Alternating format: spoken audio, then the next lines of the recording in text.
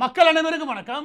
MK. Stalin, தமிழக முதல்வர் MK. Stalin அவர்கள் ஒரு ட்வீட் ஒன்று போட்டிருக்காரு. அது படிக்கும்போது எனக்கு என்ன தோணுச்சு அப்படின்னா, ஏய் கோட்டசாமி நீயா அப்படின்ற மாதிரி இருந்துச்சு. ஏன்னா அதில் என்ன போட்டிருக்காரு அப்படின்னா, நரேந்திர மோடி அவர்களை கண்டிக்கிறார். எதுக்காக கண்டிக்கிறார் அப்படின்னா, முதல்வர் என்ன சொல்கிறாருன்னா, ஒரு பொறுப்புலாம் பேசிக்கிறீங்க, என்னையா பொறுப்புலாம் பேசியிருக்காருன்னா, அவர் ஒரு வீடியோ ஒன்று அதை போட்டிருக்காரு. அந்த வீடியோ என்ன அப்படின்னா, நரேந்திர மோடி அவர்கள் பீகாரில் எலெக்ஷன் நடக்குது. அந்த எலெக்ஷனில் போய் பீகார் மக்களுடைய பெருமை அவங்கள பேசுகிறார்.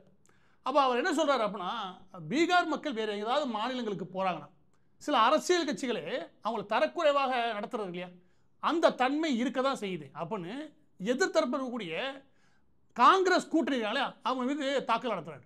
அதில் சொல்லும்போது அவர் தெளிவாக ஒரு விஷயம் சொல்கிறாரு. என்ன சொல்கிறார் அப்படின்னா, இந்த ஆளும் திமுக அரசு அதை சார்ந்த நபர்கள் எல்லாரும் பீகார் மக்களுக்கு எதிரான ஒரு கருத்தியல் இல்லையா, அதை பரப்பதான் செய்கிறாங்க, அது துன்புறுத்தும் செயலாகவே இருக்குது அப்படின்றார். तमिलनाडु में डीएमके के लोग बिहार के मेहनतकश लोगों को प्रताड़ित करते हैं.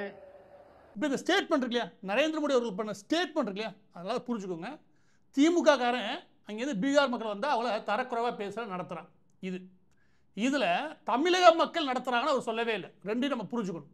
ஆனால் ரொம்ப புத்திசாலித்தனமாக நம்ம கோட்டாசாமி என்ன பண்ணுறாரு, அப்படி ட்விஸ்ட் பண்ணுறாராம். அவர் அரசியல்வாதியா எப்படி அரசியல் பண்ணுறாரு அப்படின்னா, கீழே பாருங்கள், பன்முகத்தன்மை கொண்ட வேற்றுமையில் ஒற்றுமை காணக்கூடிய இந்தியா, இதெல்லாம் தெரியுது. விஷயத்துக்கு வாங்க. தமிழர்களுக்கும் பீகார் மக்களுக்கும் இதையே ஒரு வெறுப்புணர்வை ஆறு நரேந்திர மோடி பரப்ப முயற்சி பண்றார். இந்த செயல், இந்த வகையை உண்டாகக்கூடிய செயல் இருக்குல்ல, இந்த செயல் கண்டிக்கத்தக்கது, பொறுப்புள்ள செயல் அப்படின்றாரு. அப்போ நம்ம கோட்டசாமி என்ன பண்ணுறாரு, தமிழக மக்கள் எடுத்துக்கிறாரு.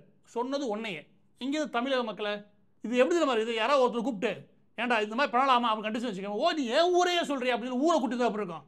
ஏடா ஒன்னே கண்டு வச்சா ஊரை கூட்டி வர, அதே கதை தான்.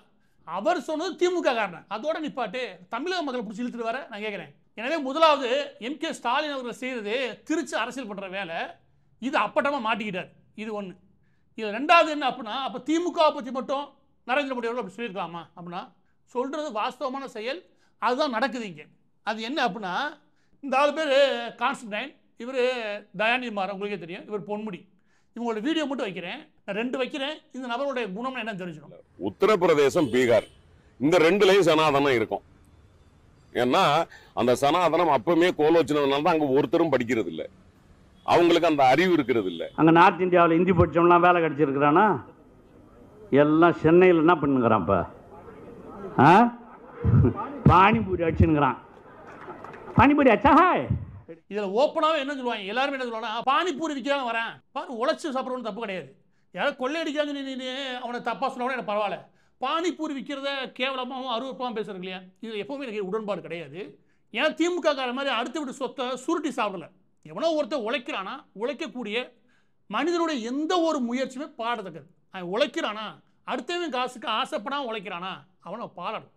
எனவே எந்த தொழிலாக இருந்தாலும் இந்த இழிவாக பேசுறது இல்லையா, அந்த தன்மை விடணும். அது தொழிலை தாண்டி பீகாரில் என்ன பண்ணுறேன், இங்கே வந்து பாத்ரூம் கழுவுறேன் யார், தயாநிதி மாறன் ஒரு ஸ்டெப்பு மேலே போய் இந்த பேச்சுக்கெல்லாம் இவர் மீது வன்கொடுமை சட்டமே போட்டுக்க முடியும், ஆனால் போட மாட்டான்னு வச்சுக்கோங்க. எல்லாரும் என்ன பேசுவேன்னா, பீகார்காரன் படிக்கிறது இல்லை, படிக்காமல் அவனுக்கு அறிவு வளர்றதில்லை, அவங்களுக்கு பகுத்தறிவு இருக்கிறது இல்லை, இந்த மாதிரி பேசுகிறது. அந்த மாநிலத்துடைய நிதர்சனமான உண்மை இருக்கு, அதை பேச மாட்டானுங்க. ஒரு வெறுப்பை பரப்பானு. அந்த வெறுப்பு என்ன ஆயிடுது அப்படின்னா, பீகாரினாலே இப்படி தானே, வட இந்தியர்களான இப்படி தானே அப்படி ஒரு தன்மை இருக்கு இல்லையா, அது அரசியல் ரீதியாக வரைக்கிறது இல்லையா, அது வெறுப்பாக மாற ஆரம்பிக்குது. இதையெல்லாம் செய்கிறவன் யாரு, திமுக காரன். அப்போ சொல்லதான் செய்வார் நரேந்திர மோடி, இதையெல்லாம் வேற யாராவது செஞ்சிருக்கேன், திமுக காரன் அப்படா பண்ணியிருக்கேன். அப்போ திமுக இதனை செய்கிறது, அது துன்புறுத்தும் செயல், அது நியாயமில்லாத செயல். காங்கிரஸ் கட்சியின் கூட்டணி கூட திமுகவே இதை பண்ணுது அப்படின்னு நரேந்திர மோடி அவர்கள் அந்த ஸ்டேட்மெண்ட் சொல்றாங்கன்னா, அதுதான் உண்மை. அந்த உண்மையை நாம் திருத்திக்கணும்னு நடந்து வச்சுக்கவே, அது நல்ல கட்சிக்கு அழகு, நல்ல மனிதருக்கு அழகு. அதை விட்டு திருத்த வேணாம், நேராக சுழிச்சு மக்கள்கிட்ட விடுவான் அப்படின்ட்டு தமிழக மக்கள் மீது திருப்பி விடுறது பற்றில, அது அரசியல் அல்ல, அருவருக்கத்தக்க செயல். இப்போ இன்னொரு இடத்துல நம்ம கோட்டசாமி மாற்றாரு. அது என்ன அப்படின்னா, அதில் போடும்போது பன்முகத்தன்மை கொண்ட இந்தியா, சரி அதில் பாருங்க இந்து முஸ்லீம்களிடையே பகையை வளர்த்து விடுறாங்க. யாரு, பாஜக முயற்சி பண்ணுது, ஆர்எஸ்எஸ் முயற்சி பண்ணுது, ஒரு ஸ்டேட்மெண்ட் ஒன்று விட்டுருக்காரு. நான் எடுத்து காட்டுறேன். நரேந்திர மோடி அவர்கள் கிறிஸ்தவர்களுக்கு வாழ்த்து தெரிவிக்கிறாரு, இங்களுடைய இஸ்லாமியர்களுடைய பண்டிகைக்கு வாழ்த்து தெரிவிக்கிறாரு, எல்லா நாட்டுக்கு போயிட்டு வர்றாரு.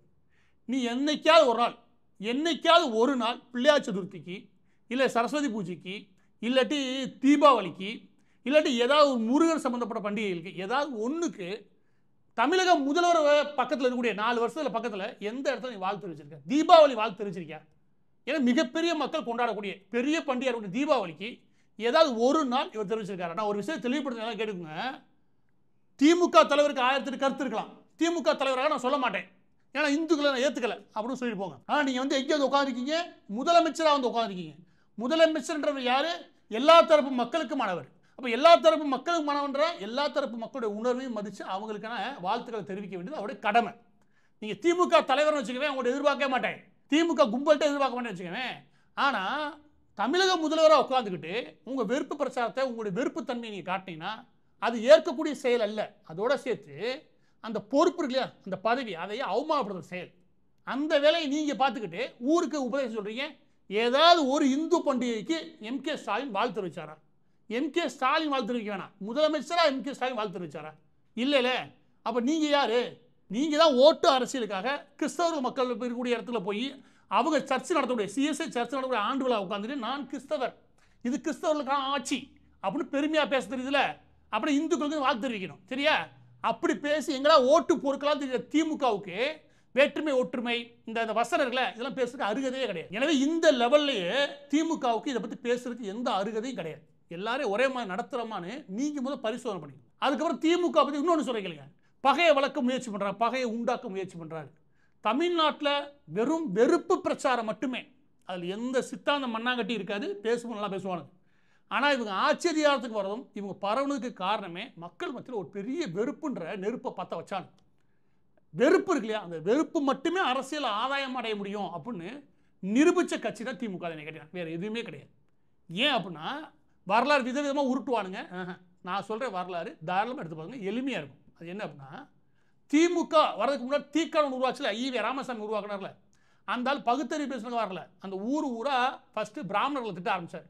எல்லா பிரச்சனைக்கும் பிராமணர்கள், அது வந்து இடைநிலை ஜாலிகள் இல்லை ஆண்ட பரம சுத்துறது, இதுக்கெல்லாம் போக மாட்டாப்புல. நேராக யாரும் போகல, எல்லா ஊருக்குள்ளே இருக்க அனைத்து பிரச்சனைக்கும் பிராமணர் காணும். இது என்னது சர்வலோக நிவாரணியா? எல்லாத்துக்கும் அதில் கொண்டு போடுறது. எனவே எல்லா பிரச்சனைக்கும் அதெல்லாம் போட்டு பிடிச்சிருவாங்க. அது கொஞ்ச நாள் பரப்பியிருந்தாங்க. அதுக்கப்புறம் இந்து மதமே காரணம் அப்படின்னு சொல்லி ஆரம்பிச்சானுங்க. இதுதான் தீக்க வந்த வழி. இந்து மத வெறுப்பு, குறிப்பிட்ட சமூகத்தினுடைய வெறுப்பு, இந்த ரெண்டில் தான் நீங்கள் வளர ஆரம்பித்தாங்க. எல்லா பேரும் அதை நல்லா புரிஞ்சுக்கோங்க. வெறுப்பு இருக்கு இல்லையா, எளிமையாக பற்றி கொள்ளக்கூடிய தீ. நான் திரும்ப சொல்கிறேன், அது பிராமணர் வெறுப்புனா மட்டும் சொல்ல வரல, இந்து மத வெறுப்பா மட்டும் சொல்லலை. இவங்க பற்ற வைக்கிற தீ இருக்குல்ல, அது வெறுப்பாலே பரவ முடியும். இது தீக்காவிலேருந்து பிரிஞ்சு திமுக வந்துச்சு இல்லையா, ஈவே ராமசாமி இன்னொரு பொண்டாட்டி கட்டிக்கிட்டாருன்னு இவங்க பிரிஞ்சு வந்து ஒரு கட்சி ஒன்று ஆரம்பிச்சாங்கள, அதுதான் திமுக. எனக்கு தெரிஞ்சு அதான் வரலாறு. தப்பாக நினச்சிக்காங்க, அதான் வரலாறு. திமுக அவன் வந்ததுக்கு அப்புறம் என்ன பண்ணாங்க, இதெல்லாம் சொல்லி பார்த்தானுங்க. போதும் நாளுக்கு எடுபடலை, வாடா எடுடா காமராஜரை வீழ்த்தணும். என்ன பண்ணாங்கன்னா ஊரா நாடார் சமூகத்தை எவ்வளோ முடியுமோ அவ்வளோ தரக்குறைவாக விமர்சனம் பண்ணி எல்லா பக்கமும் கலப்படம் பண்ணி விற்கிற கும்பல் சொல்லி பிரச்சாரம் பண்ணது இந்த கும்பல் தான். யார்? திமுக தான். காமராஜரை இழிவாக பேசி குறிப்பிட்ட நாடார் சமூகத்துக்கு எதிராக எல்லா தரப்புலையும் ஒரு வெறுப்பை பரப்பி அதன் மூலமாக ஆட்சிக்கு வந்த கட்சி தான் இந்த திமுக. எனவே வெறுப்பு மட்டுமே தங்களுடைய முதலீடாக நினைக்கக்கூடிய கட்சி திமுக. இதில் கடைசியாக இந்திய எதிர்ப்புன்னு நானுங்க, இப்போ வட இந்திய எதிர்ப்பை மாற்றிடுவாங்க, இன்னொன்று வச்சுருவாங்க. இந்த 4 இல்லைன்னா திமுகவே இல்லை, வெறுப்பு இல்லைன்னா திமுகவே இல்லை. வெறுப்பு மட்டுமே இங்கே தங்களை தக்க வைக்கின்றதுக்காக இன்ன வரைக்கும் அந்த வெறுப்பை அணையாமல் பார்த்துப்பானுங்க. பகுத்தறிவுன்ற வட்டத்துக்குள்ளே வெறுப்பு வரக்கான வாய்ப்பே கிடையாது. ஆனால் இவங்க பகுத்தறிவுன்னு சொல்லி தான் வெறுப்பையே பரப்ப ஆரம்பித்தாங்க. எனவே இது பகுத்தறிவுக்கான கட்சியும் கிடையாது, இது ஏதோ ஒரு சித்தாந்தத்தால் வெற்றி பெற்ற கட்சியும் கிடையாது. இன்னைக்கு பேசக்கூடிய எம்.கே. ஸ்டாலின் இருக்காளியா, இவர் யோக்கியனும் கிடையாது. அதோட இறுதியாக ஒன்று சொல்லி முடிக்கிறேன். திமுக காரணம் யாராக இருந்தாலும் சரி, ஒரு குறிப்பிட்ட விஷயத்தை வச்சு வெறுப்புன்னு ஒன்று உங்களால் விதைக்க முடியுது, அது எளிமையாக பற்றிக்கிச்சுன்னு வச்சுக்கோங்க, நாம தான் நம்ம திருத்திக்கணும் மக்கள். இதை நான் திரும்ப சொல்கிறேன், நம்ம தான் திருத்திக்கணும். ஏன்னா வெறுப்புனால எந்த பெரிய நன்மையும் நடந்து பார்த்ததே கிடையாது. ரிவாண்டாவில் 1994 ரொம்ப தூரம் கிடையாது, 94 2 இன மக்களிடையே உருவான பகை இருக்கு இல்லையா, அதை வெறுப்பு தொடர்ந்து வெறுப்பு பரப்பினாங்க. அது இங்கே என்ன பரப்பினாலும் அதே தான், திமுக என்ன பரப்பினாலும் அதே தான். எல்லா பேரும் அடிமையாக இருக்கீங்க, இவ்வளோ சமூகம் இருக்கீங்க பாருங்கள், எல்லாத்துக்கும் காரணம் அவன் தான் அப்படி சொல்லிட்டு ஒரு சமூகத்தை இன்னொரு சமூகத்துக்கு எதிராக தூண்டி விட்டானுங்க. பெரிய அளவில் ஜனத்தொகை இருக்கக்கூடிய உழைத்து வாழக்கூடிய அந்த சமூகம் இல்லையா, தங்களோட நிலைக்கு அவங்க தான் காரணம் முடிவு பண்ணாங்க. அவங்க எல்லா பேரும் சேர்ந்து அந்த சமூகத்தை கொள்ள ஆரம்பித்தாங்க. 2 மாதத்தில் 6,20,000 பேர் கொண்டு முடிச்சாங்க. சுமார் 5 லட்சம் பேர் ஒரு கை 2 கால் இப்படி இழந்து போய் உட்காந்துருந்தாங்க. அதில் எனக்கு தெரிஞ்ச சுமார் 3,00,000 பேர் பெண்கள் கற்பழிக்கப்பட்டிருந்தாங்க. அதுவும் யாராலனா எய்ட்ஸால் பாதிக்கப்பட்டவர்கள், அவங்கள வச்சு கற்பழிச்சாங்க. இந்த அளவுக்கு கொடூரமாக நடத்த மனிதனால் முடியும் எப்போனா வெறுப்புனால மட்டும்தான் முடியும். அந்த வெறுப்பை இன்னைக்கு சுமந்து எந்த ஒரு அரசியல் வந்தாலும் சரி, அரசியல் அல்லாமல் எது வந்தாலும் சரி, அது மொழி, இனம், ஜாதி எதை கொண்டுகிட்டு வந்து வெறுப்புன்னு மாறினா கூட எழுதி வச்சுக்கோங்க, அதனால் எந்த நன்மையும் சமூகத்துக்கு நடக்காது.